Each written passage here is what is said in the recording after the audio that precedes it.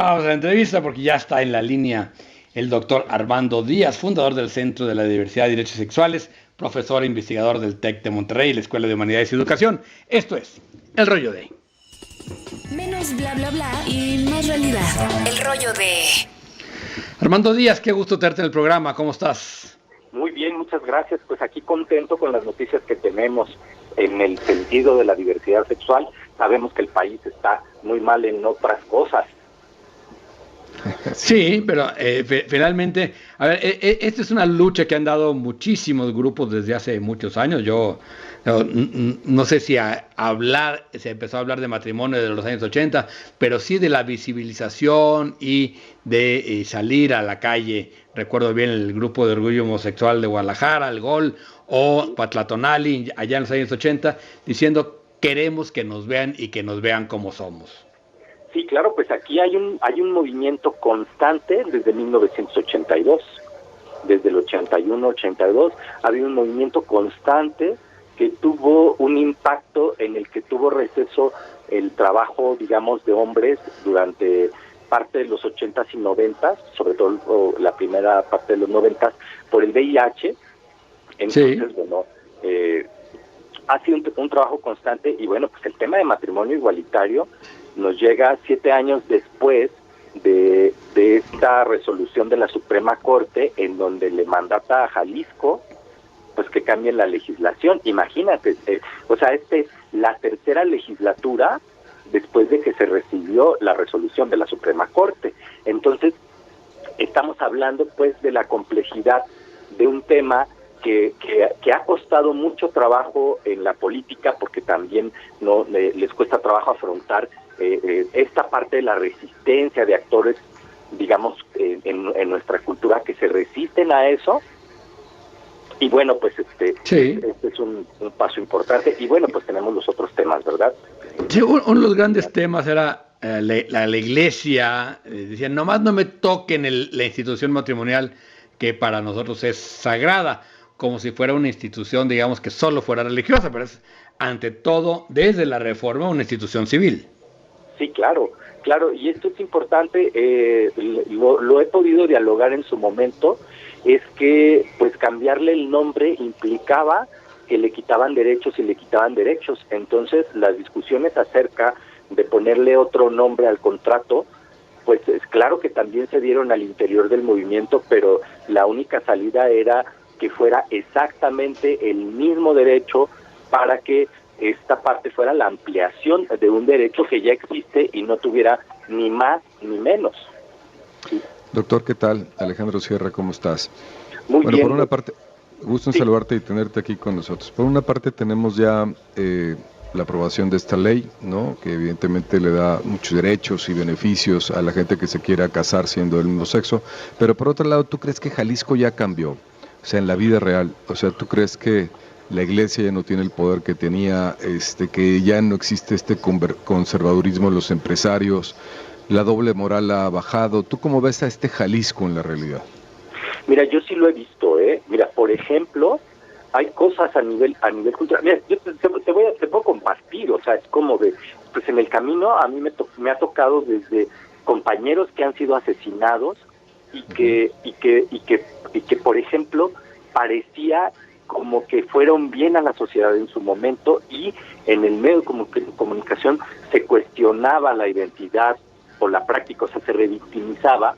Es una práctica que ha bajado, por ejemplo, el tema, la gente está más consciente del tema de los asesinatos en hombres gay.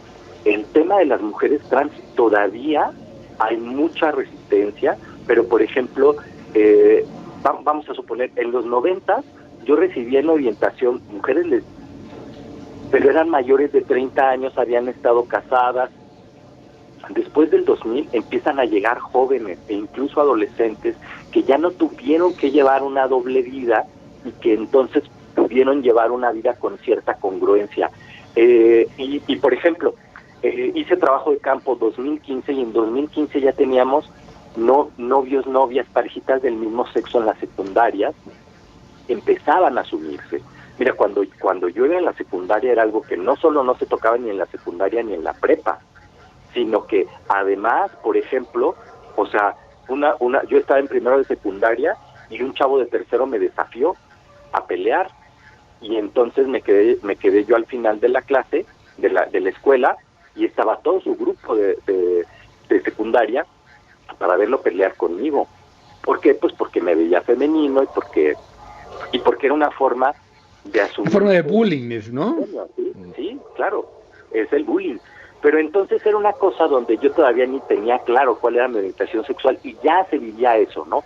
Entonces, en años recientes, por ejemplo, hace unos años, que además el tema trans ha sido todavía más difícil, el de mujeres trans, se dio en Prepa 5 que tenían resistencia a la presencia de una chica trans y su grupo la defendió. O sea, ha habido una cuestión en el caso cultural importante. Yo lo he visto en la vida cotidiana de la gente, en el sentido de las posibilidades de construir proyectos de vida mucho más congruentes. Claro que un tema de mayor facilidad para el tema de la salud emocional integral, pues, el bienestar de la gente, esta parte que deje de verse, bueno, hay que pensar en la integridad de las tres iniciativas, el matrimonio como algo legítimo, el tema de la identidad como algo, y que ya no se vea esto como una enfermedad y la gente deje de vivirse como que está dañada o rota. ¿Tú crees que algún día dejaremos de hablar de esto como tema, es decir, que realmente lo normalicemos, que cada quien decide su identidad sexual y la sexualidad no es tema de otros? Yo espero que sí. Sin embargo, pues bueno, sabemos que esto, a medida que va mejorando, también genera estas reacciones de resistencia. O sea, tenemos una movilización, una contramovilización, más o menos como desde 2016, pero que es en Latinoamérica y en el mundo, ¿no? Donde hay una resistencia al avance, el reconocimiento de estos derechos, cabildeos en las legislaciones, pero también quienes damos clases lo sabemos que existen en aula.